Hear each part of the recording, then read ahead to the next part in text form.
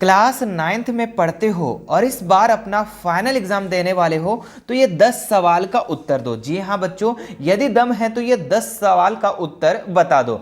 आज हम class 9th के सामाजिक विज्ञान यानी सोशल साइंस का मोस्ट 10 इंपॉर्टेंट क्वेश्चन को इसमें बताने वाले हैं, जो कि वेरी वेरी इंपॉर्टेंट क्वेश्चन है। ठीक है, और ये 10 सवाल आप लोगों में से देखना चाहती हैं कि 10 सवाल में से आप लोग कितना सही कर पाते हो, कितने लोग सही तरीके से सही ढंग से तैयारी कर रहे हैं। तो चलिए फिर शुरू करते हैं इसके सबसे पहले सवाल से। ठीक है, देखिए इसका जो सबसे पहला सवाल है काफी इंपॉर्टेंट क्वेश्चन है और काफी लॉलीपॉप सवाल है, इसमें से सबका आंसर सही आना चाहिए।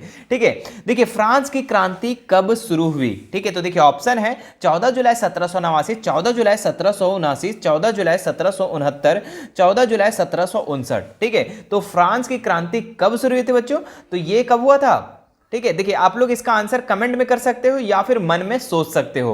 तो इसका जो राइट आंसर हो जाएगा 14 जुलाई 1789, यानी कि ऑप्शन नंबर ए। चलिए बताइए कितने लोग इसका सही आंसर किए थे। ठीक है, चलिए बढ़ते हम लोग नेक्स्ट सवाल में। अगला जो सवाल दिया हुआ है, टाइद क्या है? ठीक है, तो टाइद क्या है? प्रत्यक्ष कर, अप्रत्यक्ष कर, धार्मिक कर या कृषि कर? तो टाइद क्या है मेरे प्यारे बच्चों? तो टाइद, ठीक है, टाइद क्या है? धार्मिक कर। ठीक है, तो ऑप्शन नंबर सी इसका बिल्कुल सही हो जाएगा। ठीक है, देखिए मैं जब तक इसका ऑप्शन पढ़ता हूं तब तक आपका आंसर मन में हो जाना चाहिए या फिर कमेंट में आ जाना चाहिए। ठीक है, चलिए बढ़ते हैं हम लोग नेक्स्ट सवाल में। अगला जो सवाल है, समाजवादी विचारधारा के प्रवर्तक कौन थे? ठीक है, तो Robert Owen, Karl Marx, Louis Blanc या फिर फ्रेडरिक एंजल्स। ठीक है, तो समाजवादी विचारधारा के प्रवर्तक कौन थे बच्चों? तो ये थे कार्ल मार्क्स। कौन थे? Karl Marx. ऑप्शन नंबर 20 का बिल्कुल सही हो जाएगा। तो कितने लोग ने ये बी नंबर सोचा था?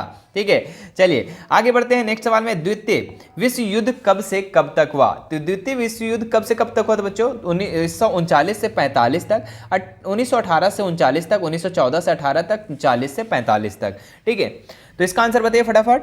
तो द्वितीय विश्व युद्ध जो हुआ था बच्चों, ये 1939 से 1945 तक, यानी कि ऑप्शन नंबर ए इसका बिल्कुल सटीक आंसर हो जाएगा। ठीक है, 1939 से 1945 तक। तो जिन बच्चों ने याद नहीं किया होगा, जिन बच्चों को गलत हुआ होगा, वो याद कर लेंगे। आगे बढ़ते हैं नेक्स्ट सवाल में। स्लीपर कहाँ लगते हैं? काफी फेमस क्वेश्चन है बच्चों, बहुत बार पूछा गया है। ठीक है, रेल के डिब्बों में, रेल के इंजन में, रेल की पटरी पर, इनमें से कोई नहीं। तो स्लीपर जो लगता है बच्चों, कहाँ लगता है? ऑप्शन नंबर सी, रेल की पटरी पर। ऑप्शन नंबर सी इसका बिल्कुल सटीक आंसर हो जाएगा। आगे बढ़ते हैं नेक्स्ट सवाल, जो कि अगला सवाल है, फ्रांस की क्रांति का अग्रदूत किसे कहा जाता है? ठीक है, तो फ्रांस की क्रांति का अग्रदूत किसे कहा जाता है? Napoleon, Rousseau, Diderot, Voltaire. ठीक है, तो इसका जो राइट आंसर हो जाएगा रूसो। ठीक है, ऑप्शन नंबर बी, फ्रांस की क्रांति का अग्रदूत किसे कहा जाता है? रूसो को कहा जाता है। आगे बढ़ते हैं नेक्स्ट सवाल। निम्नलिखित में से किस राज्य से कर्क रेखा नहीं गुजरती है? ठीक है, तो किन राज्य से कर्क रेखा होकर नहीं गुजरती बच्चों? राजस्थान, छत्तीसगढ़, उड़ीसा, त्रिपुरा।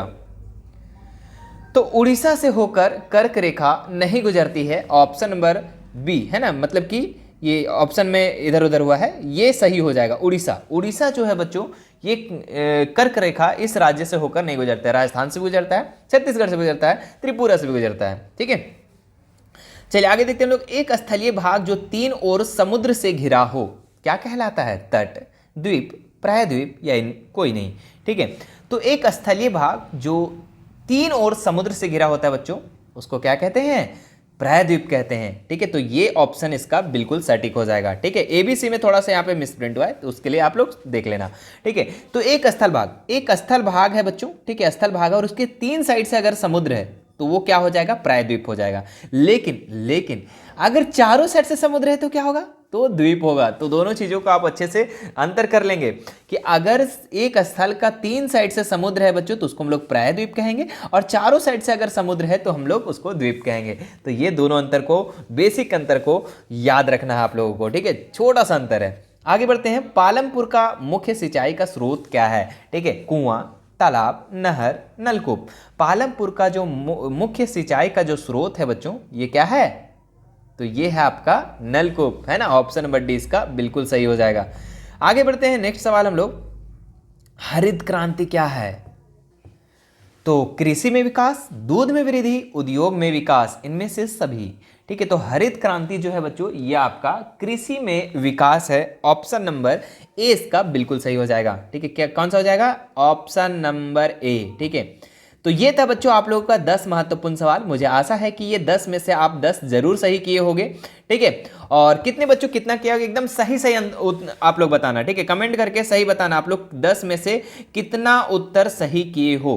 ठीक है, इससे मुझे एक अनुमान लग जाएगा कि आप लोग कितने पढ़ रहे हो, है ना। और इसी तरीके से पढ़ने के लिए बच्चों हमने क्या क्या अलग अलग प्लेलिस्ट बना दिया है। ठीक है, साइंस का, एसएसटी का बना दिए हैं, साइंस का बना दिए हैं, ठीक है, मैथ का बना दिए हैं, जिससे आप अपना 2024 की तैयारी बेहतर तरीके से कर सकते हैं। जिसमें से हम बहुत सारे वीडियो 40 क्वेश्चन का हम लोग सेट 1 सेट 2 सेट 3 करके हम बहुत सारे वीडियो अपलोड कर दिए हैं 2024 के लिए। आप उसे देख सकते हैं, और भी वीडियो अपलोड होंगी। ठीक है, तो वो भी आप देख लेंगे प्लेलिस्ट पर जाकर के। कहां पे जाएंगे? प्लेलिस्ट जिसको देखना नहीं आता है वो नीचे कमेंट करेंगे, उसके लिए मैं सेपरेट सा वीडियो बना के आप लोग को बता दूंगा कि प्लेलिस्ट में कहां से देखें। वहां से आप अपना सभी सब्जेक्ट का, math, science, social science, English, Hindi, सारा सब्जेक्ट का तैयारी कर सकते हैं मेरे प्यारे बच्चों। ठीक है, चलिए फिर मिलते हैं नेक्स्ट वीडियो में। Thank you so much.